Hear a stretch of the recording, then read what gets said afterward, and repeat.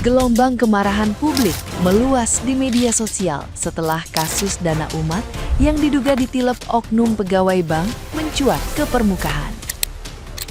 Netizen yang budiman ramai menyerukan ajakan untuk menghentikan aktivitas menabung dan menarik dana dari BNI sebagai bentuk protes atas raibnya dana umat Katolik dari CU Paroki AEK Nabara, Sumatera Utara, senilai 28,5 miliar rupiah.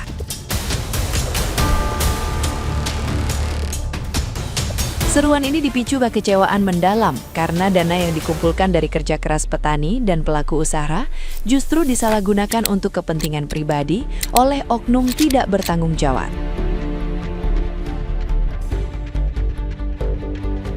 Isu ini semakin memanas setelah beredar informasi bahwa dana tersebut digunakan untuk gaya hidup mewah hingga perjalanan pribadi, memperparah kemarahan publik. Tekanan terhadap pihak bank pun meningkat karena dinilai lambat memberikan kejelasan serta tanggung jawab.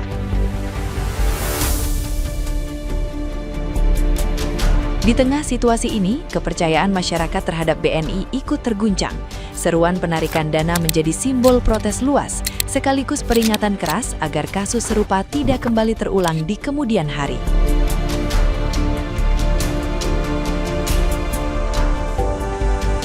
Nah, gimana nih menurut netizen yang terhormat? Silahkan berkomentar ya. Orang nyuri kayu, nyuri ubi, langsung viral tuh. Langsung diberitakan di TV nasional gitu ya. Sedangkan ini, jemaat atau gereja Katolik yang ada di Sumatera Utara kehilangan uang 28 miliar yang dikumpulkan selama 45 tahun. Jarang banget gue lihat ada di TV nasional gitu. Kenapa? Ini bukan bicara mengenai agama aja, tapi lebih ke kemanusiaan gitu. Dan orangnya menggunakan uangnya juga buat kayak, lu ngapain hasil nyuri buat kegiatan agama gitu. Kayak nggak masuk akal. Jadi tolong dong, ini udah juga masuk ke ranah yang harus semua masyarakat stand for this gitu. Harus diselesaikan karena gila lu 28 miliar dan dikumpulkan selama 45 tahun. Dan kagak lu beritain di TV nasional. Orang nyuri ubi, nyuruh kayu, langsung lu beritain. BNI absurd! Mereka ngebanggain kalau misalnya bulan Februari kemarin tim internal mereka berhasil menemukan penyelewengan duit 28 miliar yang dilakukan oleh oknum. Terus sekarang mereka bilang begini, transaksi itu di luar sistem. Jadi produk yang ditawarkan itu di luar sistem BNI. Loh, kemarin kalian ngebangga-banggain berhasil menemukan itu. Sekarang kalian bilangnya ini bukan, ini di luar sistem kami. Gimana bisa di luar sistem kalian? Orang kalau transfer kan pasti pakai atas nama PT. Tolonglah jangan berusaha cari selamat sendiri gitu, bilang kayak ya ini di luar sistem kami produknya. Terus ya ini orangnya sudah kami diberhentikan gitu. Ya tetap aja coy, ini adalah suster coy, orang yang mengabdikan diri ke Tuhan, dia pelayanan dan dia terancam penjara. Gila lu ya. Gue bingung deh, kenapa media nasional nggak beritain masalah uang yang dibolari oleh oknum bank BNI. Itu kan berita yang kayaknya lo harus upload gitu loh. Ini tentang ketidakadilan. Oke lah, oknumnya udah diproses gitu. Tapi kenapa Bank BNI-nya nggak speak up, bro? Ini kan sekelas Bank BNI, Bank Negara Indonesia kan. Yakin diem aja, mau sampai kapan? Ini kan integritas BNI dipertaruhkan. Siapa yang nanti mau nabung di BNI kalau nggak ada bentuk pertanggungjawaban? Ini cuma suara gua sebagai calon nasabah bisa dibilang ya. Gua mau nabung di BNI, gua takut pak. Kalau begini caranya mah, uang gereja jadi disikat atau mungkin oleh oknum, tapi nggak ada bentuk pertanggungjawaban oleh petinggi BNI, Pak. Heran gua, bener aja. Uang gereja aja bisa nggak ada pertanggungjawaban, apalagi uang pribadi, Pak. Tolonglah, buat penjabat BNI, tolonglah.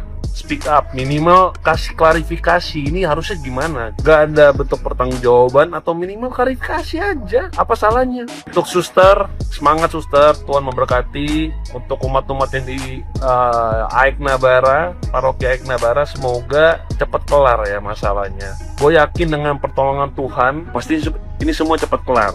Untuk teman-teman tetap semangat, dan kita yang di luar paroki Aik Nabara ya kita cuma bisa speak up aja. Kita viralin guys, kita viralin ini. Itu aja sih. Tuhan memberkati ya guys. Ya, betul. Ini adalah Suster Natalia yang mengabdikan hidupnya untuk jemaatnya, tapi kebaikannya disalahgunakan sama orang yang tidak bertanggung jawab. Ya, jadi singkat ceritanya 2019 itu Kepala Kas BNI mendatangi mereka untuk menawarkan investasi, deposito dan segala macam yang bunganya tinggi, sekitar berapa tadi, 8%. Ya karena kepercayaannya dia, apalagi orang itu datang atas nama Bank BNI, semua atributnya percaya, apalagi kepala kas ya pasti, oh iya ini kita harus percaya, dia menawarkan gini, ini untuk kebaikan umat dan jemaat. Nah, tapi apa daya setelah sekian lama 2019 ke 2026 kurang lebih 7 tahun, ternyata itu semua adalah tipu daya dari kepala kas BNI yang ada di tempat sana. Sekarang dia harus menanggung bahwa dana sekitar 28 miliar yang dimiliki 1.900 jemaatnya itu belum ada titik terangnya. Apakah akan dikembalikan oleh pihak BNI atau tidak?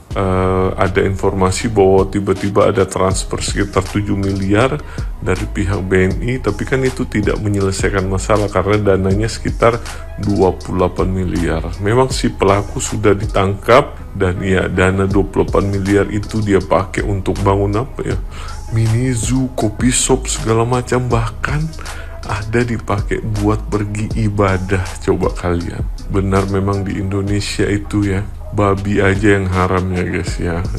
Jadi ini kasus masih berlanjut dan semoga ada titik terang, karena pasti suster dan teman-temannya ini kepikiran luar biasa.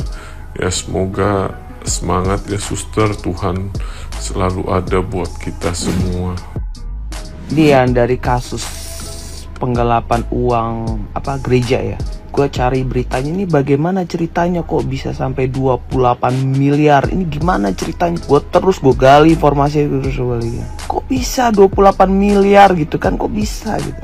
Kuncinya di sini, waktu ditawarin produk deposito, kenapa diambil, udah itu aja. Sebenarnya kalau tabungannya dibiarin aja di situ ya udah aman. Saat ditawarin produk, kenapa diambil, udah itu aja sih sebenarnya. Bener nggak sih? Bener nggak? Terlepas itu punya bank atau bukan, kenapa diambil gitu loh. Itu kan dana umat yang harusnya ada di tabungan tersebut. Kenapa diambil diubah ke dalam deposito? Sudah konfirmasi belum ke 1.900 umat tersebut? Kalau di gereja gua kak, mau 1.000 rupiah pun harus persetujuan semua umat. Nggak bisa dia apa-apain. Jadi di dalam rekening aja, nggak ada yang diubah-ubah ke deposito, nggak ada. Jadi kayak contoh nih, untuk pembelian, contoh ya, TV cuma 20 inch atau 25 atau 24 inch gitu-gitu. Itu semua kak di depan member gereja itu harus approve. Kalau approve ya angkat tangan. Oh kelihatan misalkan 80% baru approve gitu. Nggak sembarangan. Jadi dana gereja tuh bener-bener di rekening gereja, nggak ada diubah ke itu sih kuncian utamanya. Kenapa mau ngambil produk tersebut padahal dana tersebut aman-aman aja di rekening gitu. Itu kan karena diubah kan ke deposito kan. Nah, apakah waktu ubah ke deposito itu sudah persetujuan 1.900 tadi itu member gereja ya? Iya, apakah sudah persetujuan gitu?